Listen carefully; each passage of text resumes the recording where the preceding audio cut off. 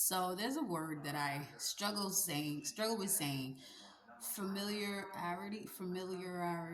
Anyway, I I coined the phrase called toxic familiarity. I'm gonna learn how to say that word one day. Anyway, it's this feeling of something is super toxic, but it's familiar, so it feels comfortable. And that's a little scary because I had to come to terms with something that freaked me out.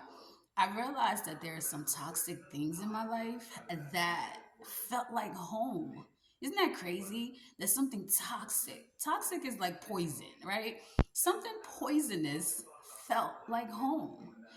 And that takes a lot of courage to even admit that, and even more courage to figure out how do I get past this? Like, how do I move from certain toxic things being so comfortable, so familiar that even though you know it's not right and it's not good for you and it's caused, all types of issues in your life, but you still somehow gravitate back towards it. It's similar to people who end up in toxic relationships all the time. And I have been one of those people where certain things are just familiar. Certain things are just normal to you.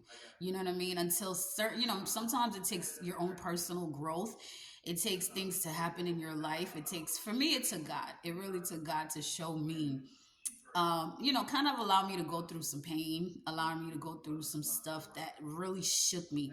And that's another video I'll make one day where it really felt like I was in those snow globes from back in the day. I don't know if people still use them or have them, but you shake it and everything inside the globe is like shaking up. That's what my life felt like for a while, for like a good year plus. Things that I've found to be comforting, things that I've found to be stabilizing were actually torn and ripped from my life. And it caused me to feel like crazy chaotic, like all the things that I thought I knew, I had to relearn and unlearn certain things. And it really took for that season to teach me about my own toxic familiarity stuff. You know what I mean?